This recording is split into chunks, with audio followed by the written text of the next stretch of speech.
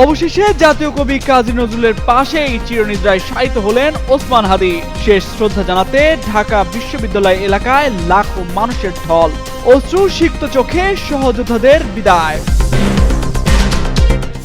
হাদির হত্যাকারীদের গ্রেপ্তারে স্বরাষ্ট্র উপদেষ্টাকে 24 ঘন্টার আলটিমেটাম। এক সপ্তাহে নেওয়া পদক্ষেপের জবাবদিহি চায় ইনকিলাব মঞ্চ।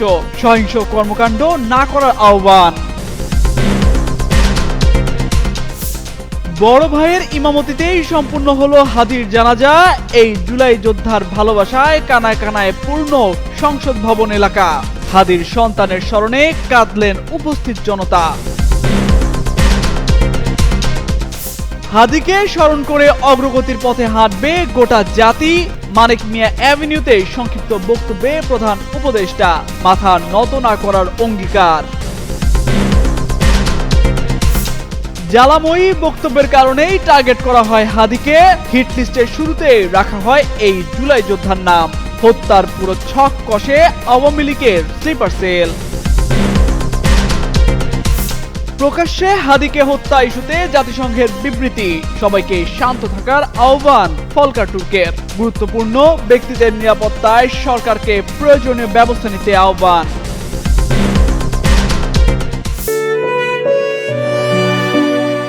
অবশেষে ঢাকা বিশ্ববিদ্যালয়ে জাতীয় কবি কাজী নজরুল ইসলামের কবরের পাশেই চিরনিদ্রায় শায়িত হলেন ইনকিলাব মঞ্চের মুখপাত্র ও জুলাই যোদ্ধা শরীফ ওসমান হাদি। রাজধানীর মানিক মিয়া অ্যাভিনিউয়ে তার জানাজা শেষে সবাই ছুটে আসেন ঢাকা বিশ্ববিদ্যালয়ের মসজিদ প্রাঙ্গণে। এই জুলাই যোদ্ধাকে শেষ বিদায় জানাতে ঢাকা বিশ্ববিদ্যালয় এলাকায় নামে লাখো মানুষের ঢল। শনিবার বিকেল 3:30টার দিকে বিদ্রোহী কবির কবরের পাশেই সমাহিত করা হয় অকুতোভয় এই যোদ্ধাকে। এর আগে এদিন সকাল 11টা 40 মিনিটে শহীদ ওসমান হাদির মরদেহের ময়নাতদন্ত সোহরাওয়ার্দী হাসপাতালে সম্পন্ন হয়। পরে তার মরদেহ আবারও নেওয়া হয় হৃদরোগ ইনস্টিটিউটে। সেখানে গোসল শেষে সহযোদ্ধা ও সমর্থকদের অংশগ্রহণে মিছিল সহ মরদেহ নিয়ে আসা হয় মানিক মিয়া অ্যাভিনিউয়ের জাতীয় সংসদ ভবনের দক্ষিণ প্লাজায়। শহীদ হাদির নামাজে জানাজাকে কেন্দ্র করে জনসমুদ্রে পরিণত হয় জানাজা স্থল জাতীয় সংসদের দক্ষিণ প্লাজা ও মানিক মিয়া অ্যাভিনিউ এলাকা। বিপুল সংখ্যক মুসল্লির উপস্থিতিতে নির্ধারিত স্থানে জায়গা না হওয়ায় সড়কে জোহরের নামাজ আদায় করেন অনেকে। দুপুর 1:30টার দিকে জানাজা শুরুর আগেই সংসদ ভবনের আশপাশের সড়ক, ফুটপাত ও খোলা জায়গা কানায় কানায় পূর্ণ হয়ে যায়। জনসমাগমের কারণে মুসল্লিদের একটি বড় অংশ সড়কের ওপরই কাতারবন্দী হয়ে জোহরের নামাজ আদায় করেন। এর আগে গত 12 ডিসেম্বর রাজধানীর পুরানা পল্টনের বক্স কালভার্ট সড়কে নির্বাচনী প্রচারণার সময় চলন্ত মোটরসাইকেল থেকে দুর্বৃত্তরা রিকশায় থাকা ওসমান হাদিকে গুলি করে। গুরুতর আহত অবস্থায় তাকে ঢাকা মেডিকেল কলেজ হাসপাতাল হয়ে এভার কেয়ার হাসপাতালে ভর্তি করা হয়। পরে উন্নত চিকিৎসার জন্য 15 ডিসেম্বর এয়ার অ্যাম্বুলেন্সে সিঙ্গাপুর নেওয়া হলে 18 ডিসেম্বর সেখানে চিকিৎসাধীন অবস্থায় তার মৃত্যু হয়। শুক্রবার সন্ধ্যায় ওসমান হাদির মরদেহ দেশে আনা হয়। জানাজা শেষে চিরতরে শায়িত হলেন ইনকিলাব মঞ্চের মুখপাত্র শরীফ ওসমান বিন হাদি। জাতীয় সংসদ ভবনের দক্ষিণ প্লাজায় শনিবার দুপুরে অনুষ্ঠিত তার জানাজায় কান্না, ক্ষোভ আর নীরব প্রতিবাদে আবহ তৈরি হয়। পারিবারিক সদস্য, রাজনৈতিক নেতৃবৃন্দ এবং সাধারণ মানুষের ঢল নেমে আসে প্রিয় মুখটিকে শেষবারের মতো বিদায় জানাতে। এই শোকাবহ পরিবেশেই ইনকিলাব মঞ্চ ঘোষণা করে 24 ঘন্টার আলটিমেটাম। জানাজা ও দাফন শেষে সংগঠনটি জনসাধারণকে শাহবাগে জড়ো হওয়ার আহ্বান জানায়। একই সঙ্গে হাদির উপর হামলাকারীকে গ্রেপ্তারের এক সপ্তাহে কি পদক্ষেপ নেওয়া হয়েছে তা জনসম্মুখে ব্যাখ্যা করার জন্য স্বরাষ্ট্র উপদেষ্টা ও প্রধান উপদেষ্টার বিশেষ সহকারী খোদাবাক্স চৌধুরীকে 24 ঘন্টা সময় বেঁধে দেওয়া হয়। পরিবারের পক্ষ থেকে বক্তব্যে ইনকিলাব মঞ্চের সদস্য সচিব আব্দুল্লাহ আল জাবের বলেন, এক সপ্তাহ পেরিয়ে গেলেও হত্যাকারীরা গ্রেপ্তার হয়নি। সহিংসতা পথে যেতে চাই না, তবে জবাবদিহিতা চাই। তিনি স্পষ্ট করেন, কোনো ধরনের সহিংসতা কর্মসূচিতে সাড়া না দিয়ে ইনকিলাব মঞ্চে ঘোষিত সিদ্ধান্ত অনুযায়ী সবাইকে চলতে হবে। এর আগে জানাজায় বক্তব্য দেন ধর্ম উপদেষ্টা ও প্রধান উপদেষ্টা। ওসমান হাদির বড় ভাই জানাজা নামাজে ইমামতি করেন।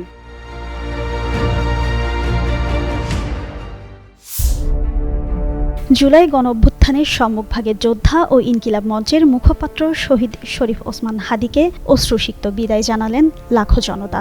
শনিবার দুপুর 2:30টায় জাতীয় সংসদ ভবনের দক্ষিণ প্লাজায় তার জানাজা অনুষ্ঠিত হয়। হাদির বড় ভাই আবু বকর সিদ্দিক নামাজে ইমামতি করেন। জানাজায় প্রধান উপদেষ্টা ডক্টর ইউনূস, উপদেষ্টা পরিষদের সদস্য ও বিভিন্ন রাজনৈতিক দলের শীর্ষ নেতারা অংশগ্রহণ করেন। এদিকে শহীদ হাদির জানাজাকে কেন্দ্র করে জনসমুদ্রে পরিণত হয় জানাজা স্থল জাতীয় সংসদের দক্ষিণ প্লাজা ও মানিক মিয়া এভিনিউ এলাকা। বিপুল সংখ্যক মুসল্লির উপস্থিতিতে নির্ধারিত স্থানে জায়গা না হওয়ায় সড়কে জোহরের নামাজ আদায় করেন অনেকে। অন্যদিকে জানাজা শুরুর আগে হাদির স্মরণে বক্তব্য রাখেন প্রধান উপদেষ্টা অধ্যাপক ডক্টর মোহাম্মদ ইউনূস ও হাদির বড় ভাই আবু বকর সিদ্দিক। এ সময় ওই জুলাই যোদ্ধার ছোট শিশুর কথা মনে করে কান্নায় ভেঙে পড়েন হাজারো মানুষ। এর আগে এদিন বেলা 11:40 শহীদ ওসমান হাদির মরদেহের ময়নাতদন্ত সোহরাওয়ার্দী হাসপাতালে সম্পন্ন হয়। পরে তার মরদেহ আবারও নেওয়া হয় হৃদরোগ ইনস্টিটিউটে। সেখানে গোসল শেষে সহযোদ্ধা ও সমর্থকদের অংশগ্রহণে মিছিলসহ মরদেহ নিয়ে আসা হয় মানিক মিয়া অ্যাভিনিউয়ে জাতীয় সংসদ ভবনের দক্ষিণ প্লাজায়। লক্ষ লক্ষ লোক আজকে এখানে হাজির হয়েছে। পথে ঢেউয়ের মতো লোক আসছে। সারা বাংলাদেশ জুড়ে কোটি কোটি মানুষ আজকে এই মুহূর্তের জন্য অপেক্ষা করছে। তারা তাকিয়ে আছে হাদির কথা শোনার জন্য। আজকে বিদেশে যারা আছে বাংলাদেশি, এই মুহূর্তে তারাও হাদির কথা জানতে চায়। প্রিয় ওসমান হাদি, তোমাকে আমরা বিদায় দিতে আসি নাই এখানে। তুমি আমাদের বুকের ভেতরে আছো এবং চিরদিন বাংলাদেশ যতদিন আছে তুমি সকল বাংলাদেশির বুকের মধ্যে থাকবে। এটা কেউ সরাতে পারবে না। আমরা আজকে তোমাকে প্রিয় হাদি বিদায় দিতে আসিনি। আমরা তোমার কাছে আমরা ওয়াদা করতে এসেছি। তুমি যা বলে গেছো সেটা যেন আমরা পূরণ করতে পারি, সেই ওয়াদা করার জন্য আমরা একত্র হয়েছি। সেই ওয়াদা শুধু আমরা নয়, পুরুষানুক্রমে বাংলাদেশের সব মানুষ পূরণ করবে। সেই ওয়াদা করার জন্যই আমরা তোমার কাছে আজকে এসেছি, সবাই মিলে যে যেখানে আছি। আমরা তোমার যে মানব প্রেম, তোমার যে ভঙ্গি, মানুষের সঙ্গে উঠা বসা, তোমার যে রাজনৈতিক দৃষ্টিভঙ্গি, সবাই প্রশংসা করছে। সেটা আমরা মনে প্রাণে গ্রহণ করছি, যে এটা যেন আমাদের মনে সবসময় জাগ্রত থাকে, আমরা সেটা অনুসরণ করতে পারি। তুমি আমাদেরকে এমন এক মন্ত্র কানে দিয়ে গেছো, সেই মন্ত্র বাংলাদেশের কেউ কোনোদিন ভুলতে পারবে না এবং এই মন্ত্র চিরদিন আমাদের কানে বাঁচতে থাকবে। সেই মন্ত্র বাংলাদেশের বড় মন্ত্র হয়ে আমাদের জাতির সঙ্গে সংযুক্ত থাকবে। তোমার মন্ত্র ছিল চলো বলবীর চির উন্নত মমশির। এই উন্নত মমশিরের যে মন্ত্র তুমি দিয়ে গেছো, সেটা বাংলাদেশি সন্তানের জন্মলগ্ন থেকে যতদিন সে বেঁচে থাকবে নিজের কাছে বলবে চল বলবীর চির উন্নত মমশির, আমাদের শির কখনো নত হবে না। সেই মন্ত্র তুমি আমাদেরকে দিয়ে গেছো, আমাদের সব কাজে সেটা আমরা প্রমাণ করব। আমরা দুনিয়ার সামনে মাথা উঁচু করে চলবো, কারো কাছে মাথা নত করব না। সেই মন্ত্র তুমি আমাদেরকে দিয়ে গেছো, আমরা সেটা পূরণ করে যাব। প্রিয় হাদি, তুমি নির্বাচনে অংশগ্রহণ করতে চেয়েছিলে এবং সেই নির্বাচনে অংশগ্রহণ করতে গিয়ে নির্বাচন কিভাবে করতে হয় তারও একটা প্রক্রিয়া জানিয়ে গেছে আমাদেরকে। সেই প্রক্রিয়া যেন আমরা সবাই মিলে গ্রহণ করি, যে কিভাবে প্রচারণা কার্য চালাতে হয়, কিভাবে মানুষের কাছে যেতে হয়, কিভাবে মানুষকে কষ্ট না দিয়ে তার বক্তব্য প্রকাশ করতে হয়, কিভাবে বিনীতভাবে মানুষের কাছে আসতে হয়, সবকিছু তুমি শিক্ষা দিয়ে গেছো। আমরা এই শিক্ষা গ্রহণ করলাম আমরা এই শিক্ষা চালু করতে চাই। আমরা সবাই আমাদের জীবনে আমাদের রাজনীতিকে এই পর্যায়ে নিয়ে আসতে চাই, যাতে হাদি আমাদের জীবনে স্পষ্টভাবে জাগ্রত থাকে। হাদি, তুমি হারিয়ে যাবে না, তুমি কোনোদিন কেউ তোমাকে ভুলতে পারবে না। তুমি যুগ যুগ ধরে আমাদের সঙ্গে থাকবে, আমাদেরকে তোমার মন্ত্র পুনঃ পুনঃ মনে করিয়ে দেবে। আমরা তোমাকে মনে করিয়ে দেব চলবীর অন্যতম মশির। আমরা সেই মন্ত্র নিয়ে আজকে সামনের পথে এগিয়ে যাব। তোমাকে আমাদের সবার পক্ষ থেকে তোমার সঙ্গে ওয়াদা করলাম, আজকে তোমাকে আল্লাহর হাতে আমানত রেখে গেলাম। আমরা সব সময় তোমার কথা স্মরণ রেখে জাতির অগ্রগতির পথে চলতে থাকব। ধন্যবাদ সবাইকে। ইনকিলাব মঞ্চের মুখপাত্র এবং জুলাই অভ্যুত্থানের সম্মুখ সারির যোদ্ধা শরীফ ওসমান হাদির ওপর হামলার পরপরই নড়েচড়ে বসে প্রশাসন।